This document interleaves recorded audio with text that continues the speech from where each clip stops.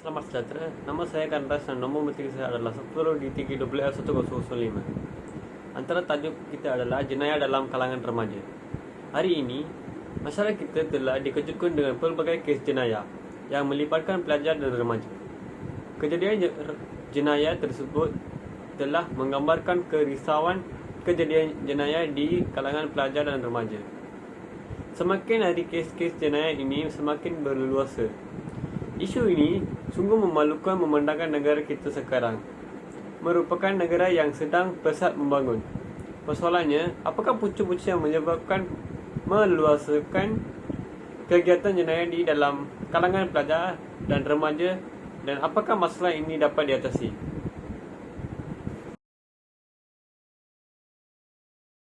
Antara jenayah yang pertama adalah jenayah buli. Antara faktor-faktornya adalah di sini kita melihat siapa yang sering membuli dan siapa yang dibuli. Pembuli biasanya terdiri daripada pelajar menengah atau iaitu tingkatan 4 dan 5. Biasanya, pembuli bertubuh besar, tegap dan tinggi. Pembuli melibatkan sekumpulan pelajar yang biasanya usia dan dengan gerakan sebayanya. Jenayah buli ini berlaku mesti ada sebabnya. Menurutkan maklumat yang dikaji, terdapat beberapa faktor atau sebab-sebab yang mendapat kita lihat tentang mengapa mereka sering membuli. Faktor yang pertama ialah faktor rakan sebaya. Ini disebabkan rakan saya biasanya mempunyai pengaruh yang kuat untuk mengubah tingkah laku pelajar. Faktor yang kedua ialah mereka pernah menjadi bangsa buli. Selain itu, ada yang disebabkan mereka ingin menunjukkan kekuatan sendiri. Pembuli ini ingin mereka yang lemah mematuhi, mengikut dan menghormati mereka yang kuat. Faktor yang seterusnya ialah sekadar mahu berseronok. Akibat perceraian ibu bapa juga merupakan salah satu faktor untuk menyebabkan berlakunya kes buli. Ini disebabkan mereka tidak mendapat perhatian, kasih sayang dan menganggap dirinya diabaikan oleh ibu bapa mereka. Mereka merasa ibu bapa mereka tidak mengambil berat tentang diri sendirinya dan beza dengan individu lain. Ini secara tidak langsung dan mendorong mereka untuk melakukan perbuatan buli. Di samping itu, mereka yang gagal mengendalikan emosi dan baik juga merupakan salah satu faktor. Golongan ini biasanya terdiri daripada kanak-kanak hyperaktif.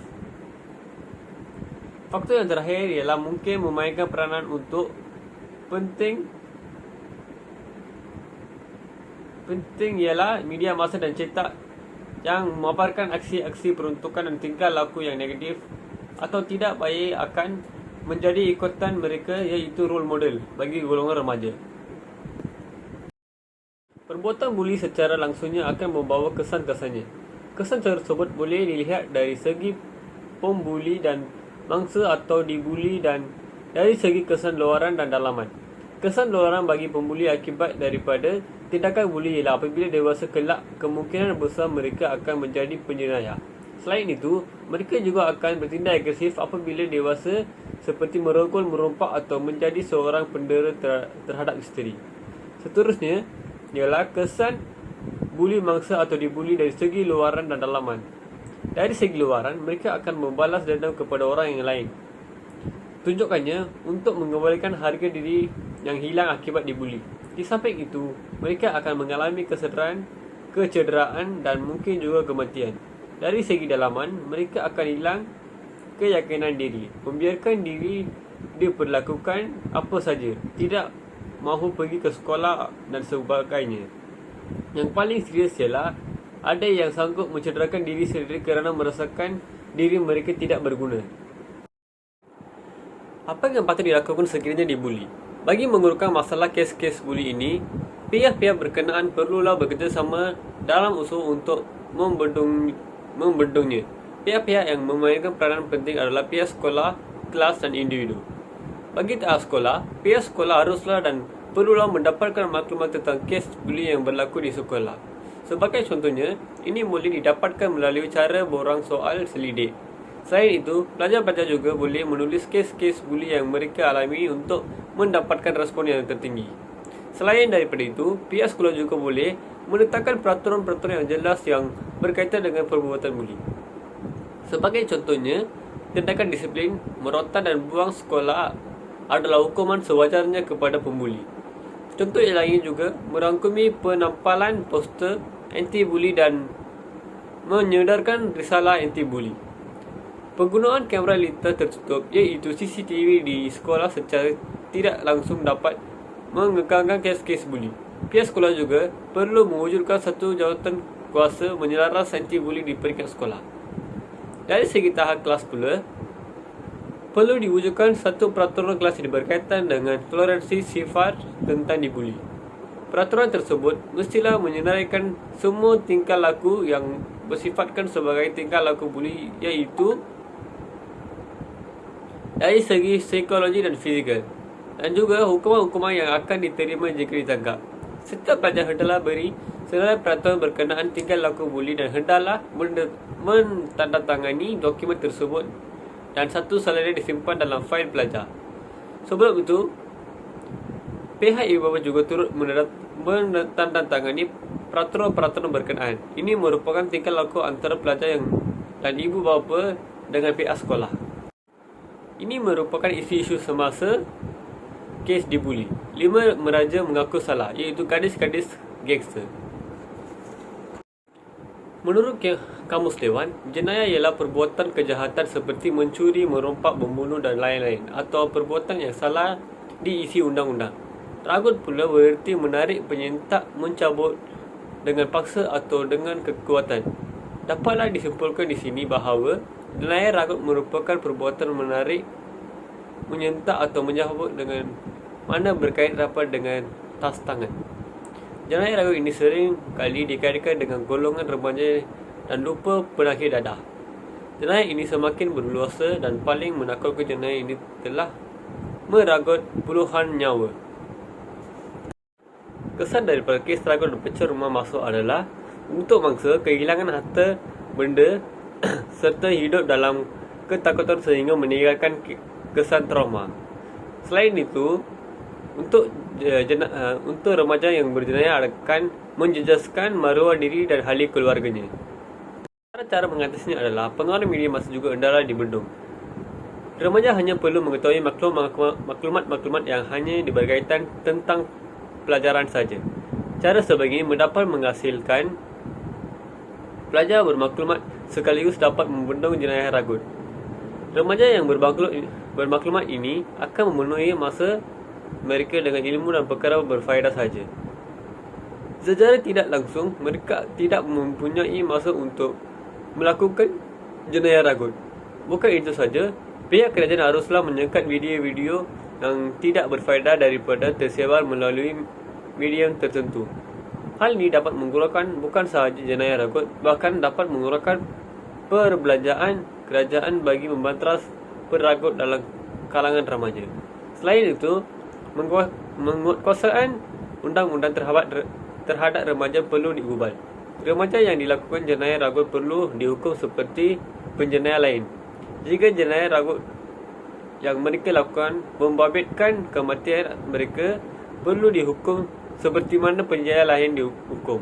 Kerajaan tidak perlu berkompromi dengan remaja yang meragut ini, kerana mereka bukan sahaja meragut harta tetapi mereka juga meragut nyawa manusia. Kesimpulannya, jenayah ragut dalam kalangan remaja perlu diatasi dengan segera agar kemajuan negara dapat dicapai. Pelbagai dasar dan model ekonomi dapat diperkenalkan oleh pihak kerajaan untuk membangunkan negara. Bukan itu saja, pembentukan model insan kelas pertama juga telah ditekankan agar bukan sahaja kemajuan negara sahaja yang diperoleh, bahkan kemajuan model insan juga dapat dikecapi. Faktor untuk faktor fisikologial untuk dadah. Kehidupan moden yang sangat sibuk dan merumitkan menyebabkan golongan remaja menghadapi tekanan dalam proses pembesaran. Golongan ini menghadapi tekanan daripada pelbagai aspek seperti tekanan di sekolah, tekanan di rumah, tekanan di tempat kerja dan sebagainya. mereka akan menggunakan pelbagai cara bagi mengatasi tekanan tersebut.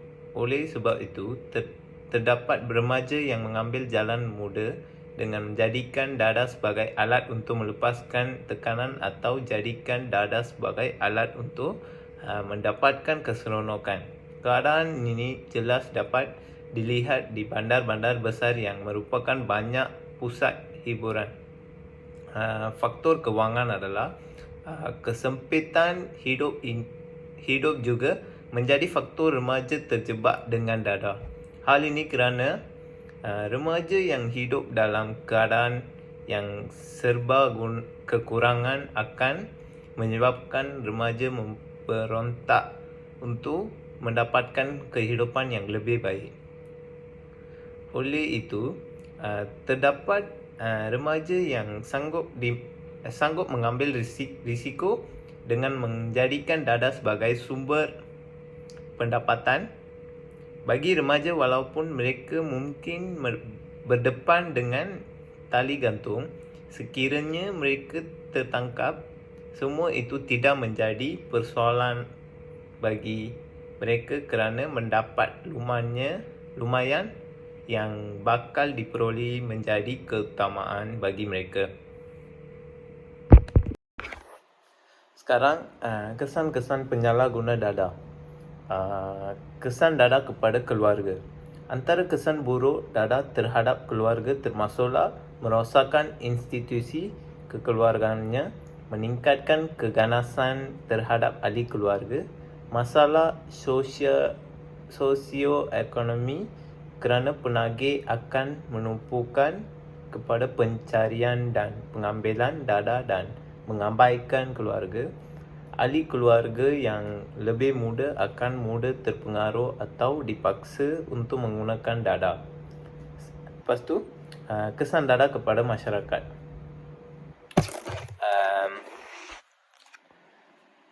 Penggunaan dada dan penagihan boleh memberikan kesan kepada masyarakat kerana kurang produktiviti, kos diperlukan untuk menangkap dan memulihkan penagih dada, peningkatan kos perubatan, kerugian dan kerosakan akibat pelakuan jenayah, penyebaran penyakit berjangkitan seperti HIV, hepatitis dan juga tuberkulosis. Okay, sekarang langkah-langkah penyalahguna dada. Peranan kerajaan. Tindakan undang-undang yang tegas haruslah dikenakan ke atas individu yang penyalahgunakan dada, sama ada untuk kegunaan di sendiri maupun untuk tujuan penjualan kepada pihak lain. Mengikut Undang-Undang Dada Malaysia Akta Dada Berbahaya 1952, individu yang disabit dengan kesalahan memiliki dada jenis ganja seberat 200 gram atau lebih atau milik 200 atau lebih resin ganja boleh dikenakan hukuman mandatory gantung sampai mati di bawah Seksyen 39B Akta Dada Berbahaya 1952. Sekarang, peranan masyarakat. Masyarakat di sekeliling haruslah prihatin terhadap perkara-perkara yang berlaku di sekeliling. Sekiranya mereka mendapati berlakunya kes-kes penyalahgunaan dada di kawasan mereka, mereka haruslah melaporkannya kepada pihak berkuasa. Langkah ini dapat membendung gejala negatif ini daripada terus merebak dan akan merosakkan seluruh sistem masyarakat. Tindakan yang diambil bukannya bertujuan untuk menjaga hal atau tepikan individu lain, tetapi untuk memastikan generasi akan datang, terutamanya golongan remaja, tidak musnah disebabkan masalah ini. Masyarakat juga boleh mengadakan aktiviti-aktiviti yang berfaedah kepada golongan muda di kawasan kejiranan seperti menganjurkan kelas fardul ain, permainan sukan dan sebagainya. Okey, sekarang contoh kedua adalah jenayah cyber. Jenayah cyber merupakan jenayah yang dilakukan melalui komputer dalam internet. Jenayah cyber menyebabkan mangsa menderita dan mengalami kerugian. Penjenayah cyber akan muat turun cara mencuri, menipu harta benda, pemalsuan peras ugut, mengubah data-data dan lain-lain melalui internet. Hal ini bertujuan untuk mengakibatkan kerugian dan penderitaan mangsa-mangsa jenayah cyber. Sekarang faktor. Faktor pertama yang dikenal pasti ialah kesukaran mengenal pasti siapakah yang terlibat. Umumnya penjenayah cyber adalah golongan berpengetahuan ataupun profesional, khususnya golongan remaja. Remaja akan melakukan jenayah cyber terhadap institusi mereka sendiri atau mereka diupah dan dipergunakan oleh pihak tertentu untuk melakukan jenayah. Kepentingan ekonomi juga merupakan salah satu faktor yang menyebabkan jenayah ini sukar dibendung. Pada era globalisasi sekarang, sesebuah negara akan ketinggalan jika masih menggunakan kaedah tradisional saja dalam urusan ekonomi. Oleh itu, e-commerce dan e-ekonomi menjadi begitu penting bagi negara-negara yang sedang membangunkan kepakaran dalam bidang teknologi maklumat. Dua kaedah ini amat terhad. Oleh itu, mereka perlu membuka pintu untuk pelaburan luar.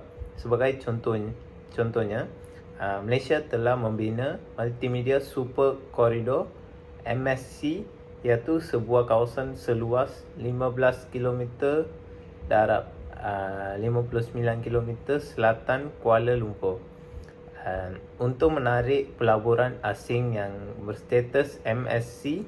Malaysia telah memperkenalkan sebuah senarai yang dikenali sebagai Rang Jaminan, Bill of Guarantees, yang antara jaminnya ialah tiada penapisan internet. Ini bermakna semua orang boleh menggunakan internet dengan bebas, termasuk dengan penjenayah cyber. Okay, sekarang kesan kepada jenayah cyber. Jenayah cyber hilang hasil dan keuntungan. Salah satu kesan terbesar daripada jenayah cyber terhadap syarikat adalah kerugian hasil. Perkara ini boleh berlaku apabila maklumat sulit kewangan syarikat dibocorkan atau dicuri dan digunakan oleh pihak luar untuk mengeluarkan dana daripada akaun syarikat secara haram. Ia juga boleh berlaku kepada peniaga yang laman e-dagangnya telah terjejas akibat daripada jenayah cyber. Ini menyebabkan kerugian pendapatan berharga kerana pengguna tidak boleh mengakses laman web itu.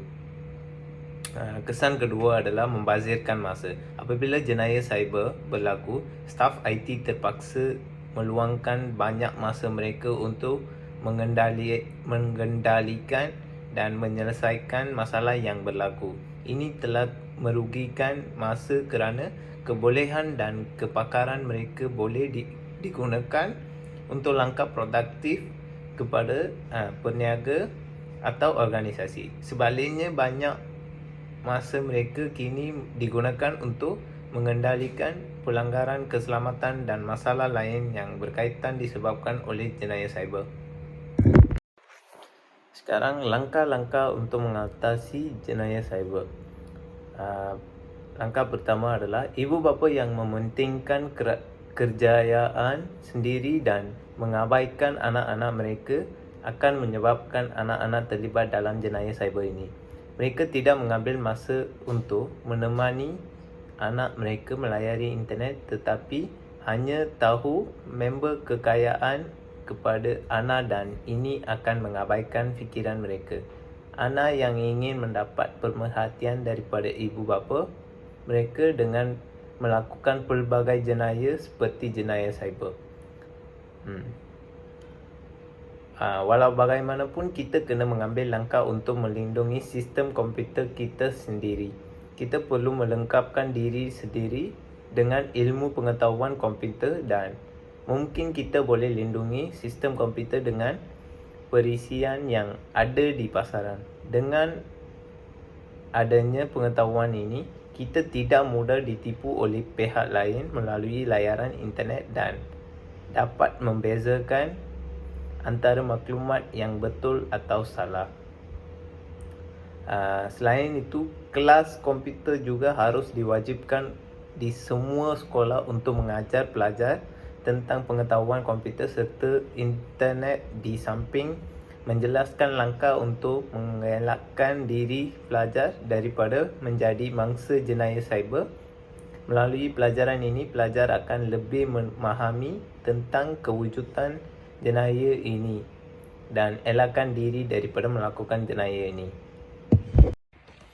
Kesimpulannya, remaja haruslah didedahkan kepada isu-isu semasa, kempen-kempen dan sebagainya bagi menyedarkan mereka bahawa merekalah generasi pemangkin kegemilangan negara supaya mereka tidak mudah terjebak dalam kes-kes jenayah yang semakin berleluasa kerana ia bakal merosakkan masa depan mereka, masa depan remaja dan negara.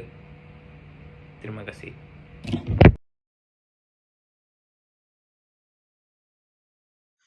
Selamat sejahtera, saya Nitanathan Panisarvam.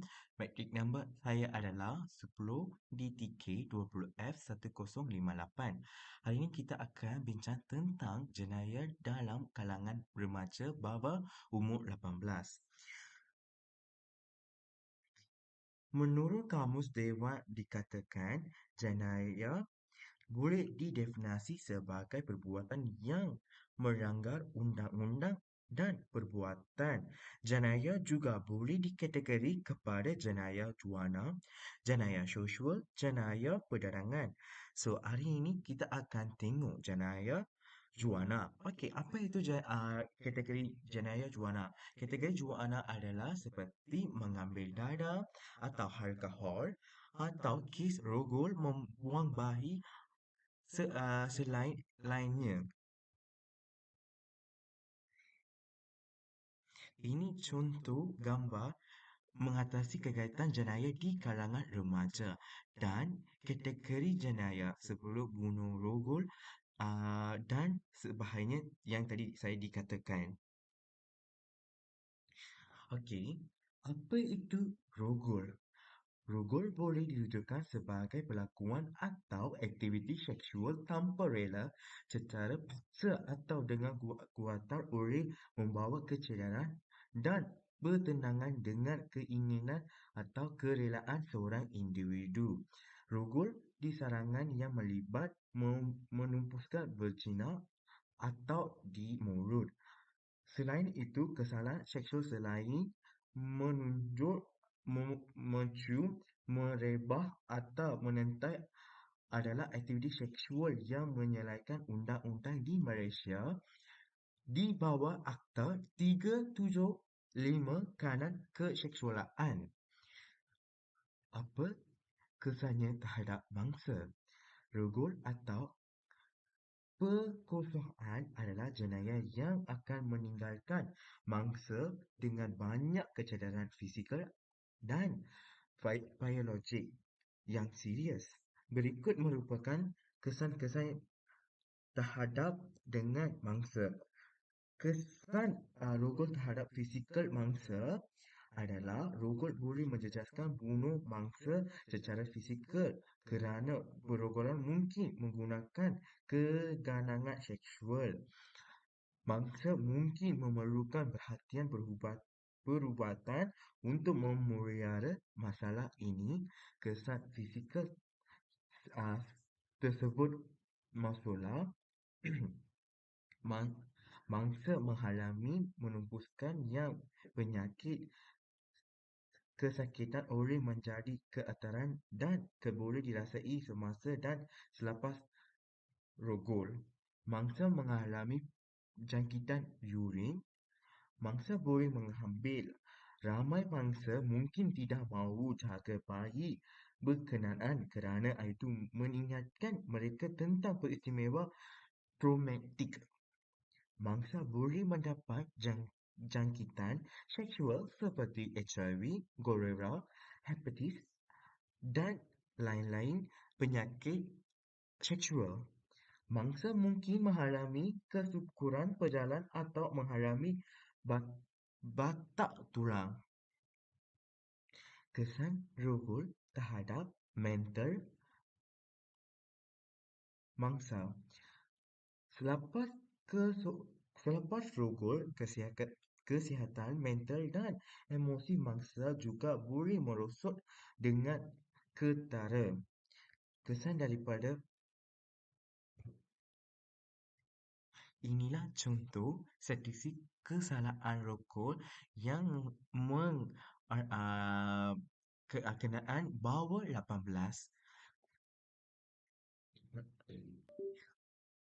Selain itu, kita akan bincang tentang kesan-kesan daripada pelacuran.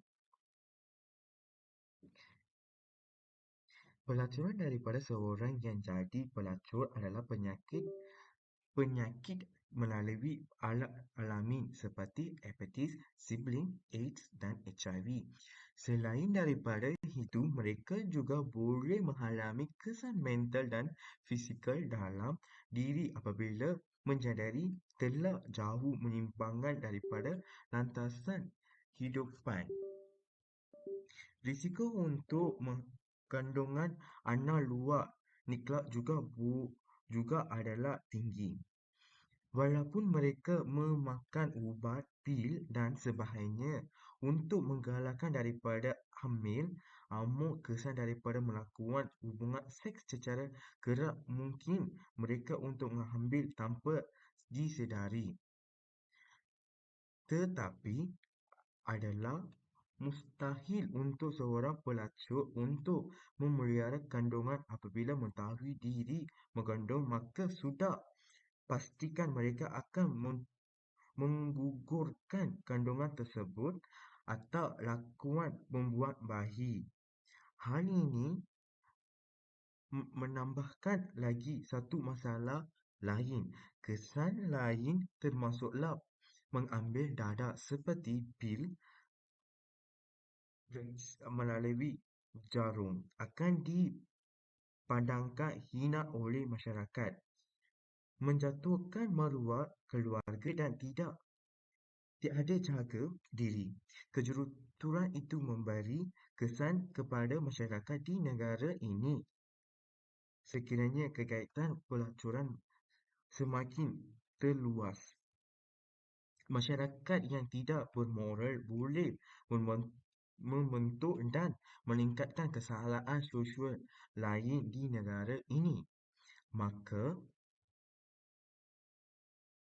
kesan pelacuran kepada negara pula ini jejas imej negara sebagai sebuah negara Islam atau reputasi negara akan tercemar. Para pelancong asing juga akan memandang negatif terhadap negara ini dan mereka boleh membuat spekulasi yang tidak sepatut. Malah negara terpaksa mengganggukan kos yang tinggi bagi membahagi perubatan mereka yang telah dijangkiti penyakit AIDS dan HIV kerana terpaksa mendapatkan vaksin untuk mengawal diri sendiri daripada penyakit-penyakit yang tadi yang I kata. Selain itu, terdapat juga kesan negatif terhadap ekonomi negara seperti terpaksa mengganggu perbelanjaran yang besar untuk program memelihara dan pencegahan. Daya pengeluaran negara terjejas kerana sumber tenaga yang lemah, membentukkan perlangaan negara serta kurangnya sumber tenaga yang berkualiti. Inilah kesan-kesan yang berlaku. Sekian, terima kasih.